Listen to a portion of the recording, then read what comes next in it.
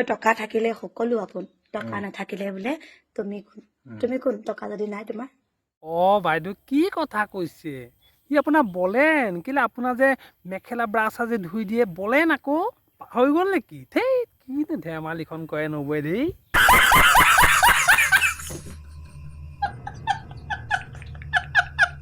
স্বাগতম জনাইছোঁ আমাৰ গাঁৱলীয়া ব্লগ খুটখাট ব্লগলে আৰু আজি ব্লগটো এনেকুৱা ধৰণৰ হ'বলৈ গৈ আছে আমাৰ ঘৰত আজি এটুপিও মিঠাতেল নাই মোৰ আকৌ মাইকী মানুহ অৰ্থাৎ মেনকা গৈছে ওচৰৰ মানুহৰ ঘৰত তেল বিচাৰিবলৈ আৰু মই আছোঁ আমাৰ আগফালে থকা এই শাকনি পথাৰখনত তাতে দুডাল নৰা আৰু মানিমুনি চব লগাই আমি এতিয়া বইল কৰি খাম কাৰণ আমি দুখীয়া মানুহ মেনকা ক'তবা গ'ল ইমান দেৰি অহা নাই ৰ'বচোন তাইক চাই আহোঁ আপোনালোকে ব্লগটো কিন্তু চাই থাকিব দেই দাদা আপুনি কিন্তু ভাল জমাব পাৰে দেই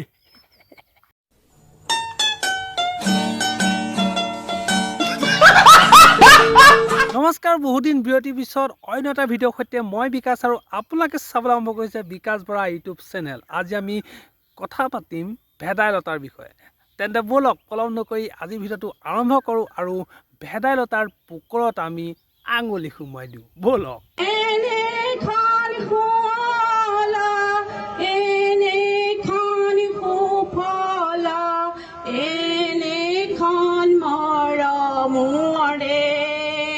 দে ইয়াতকৈ চাগে ভালকৈ আমাৰ ঘৰত থকা ছাগলীজনীহে বেপাব পাৰে মানে বন্ধুসকল অসমৰ আজিকালি মানুহ কিছুমানৰ হৈছে কি নিজেতো একো এটা সৃষ্টি কৰিব নোৱাৰে আৰু লোকৰ সৃষ্টিকো সিহঁতে বৰবাদ কৰিবলৈহে যায় যদি কেতিয়াবা বিহুক অপমান আকৌ কেতিয়াবা জাতীয় সংগীতক অপমান মানে ইমানেই খজুতি বেছি যে সিহঁতৰ পোকৰত যদি আপুনি কচুৰ দুটোপালমান আঠা লগাই নিদিয়ে তেতিয়ালৈকে কিন্তু সিহঁতৰ খজুতিয়েই নকমে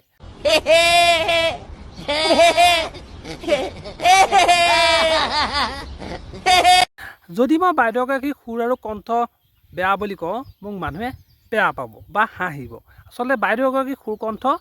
ভালেই আছিল কিন্তু অভাৰ কনফিডেঞ্চত গাবলৈ গৈ বেছি ষ্টাইল কৰিবলৈ গৈ অসমৰ জাতীয় সংগীতটোকে আচলতে বৰবাদ কৰিবলৈ নেৰিলে তাৰপিছত চাগে বাইদেৱে ভাবিছে যে মই কি কৰি পেলালোঁ আৰু ঘৰতো চাগে গিৰিয়েকে দুই এচাত নিদিয়া নহয় যে তই ইমান এটা সুন্দৰ গান তই কি কৰি পেলালি কি ক'ম আৰু মানে মানুহবোৰ আজিকালি ইমানেই অভাৰ কনফিডেঞ্চ হৈ গৈছে মানে পোকৰ বুলি মানে বেলেগতে হাত সোমোৱাই দিয়ে কিন্তু তেওঁ বুলি অভাৰ কনফিডেঞ্চ নকমে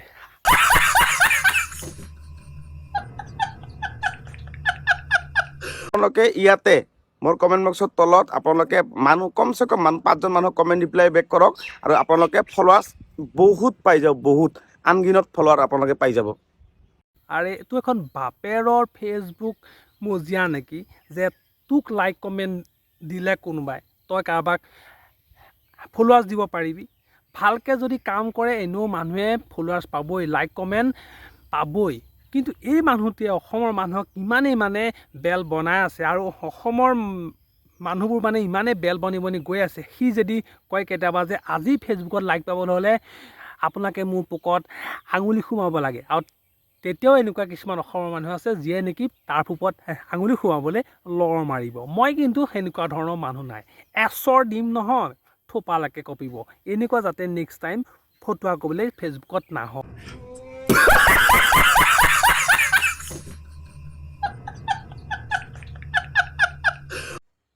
কিছু লোকে কয় সহ্য কৰি থাকিলে আপুনি মহান যদিহে উত্তৰ দিয়ে আপুনি বেইমান সঁচানে আৰু কিছু লোকে কয় ভুল দেখিও যদি আপুনি চকু মুদি থাকে তেতিয়াহ'লে বোলে আপুনি বিশ্বাসী ভেদাইলতা বাইদেউ হ'ব লাগিছিলে এখন কলেজৰ প্ৰফেচাৰ কিন্তু হৈ আছে এতিয়া ইউটিউবত ব্লগাৰ তাইৰ গিৰিয়েকৰ নামটো হৈছে বলেন কিন্তু কাম নাই তাৰ কামবোৰ বৰ চেলেং পেটেং আৰু সেইকাৰণে ভেদাইলতা বাইদেৱে ফেচবুকত কেতিয়াও গিৰিয়েকক লৈ নিলিখে কেপশ্যন বুজি পালে ৰাইজ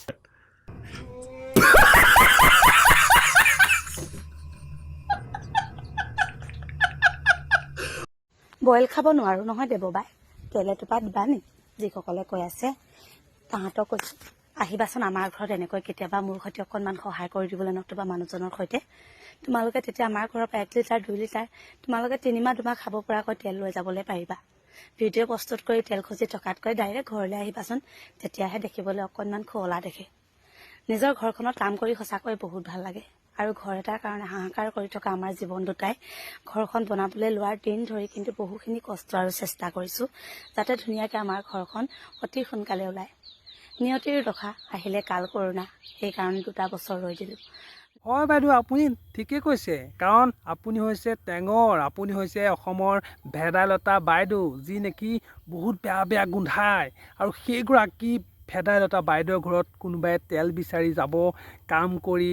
আপুনি সেইটো কথা নাভাবিব কাৰণ আপুনি ভবাৰ নিচিনাকৈ অসমৰ মানুহবোৰ ইমান মূৰ্খ নহয় আপোনাৰ সেই যিটো আচলতে টেঙৰালি গুণ সেইটো অসমৰ মানুহে বুজি পায় গতিকে নিজৰ যিটো আচল চৰিত্ৰ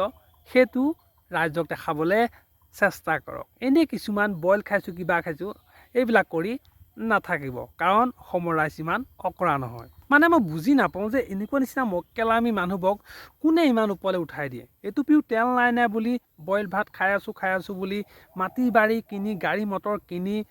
এতিয়া ভেদাইলতা বহুত ধনী হ'ল কিন্তু আপুনি আগৰ জেগাতে আছে গতিকে অকণমান টেঙৰ হওক নহবা ভেদাইলতাই এদিন নিজৰ পুকুৰতো সোমাই ল'ব আপোনাক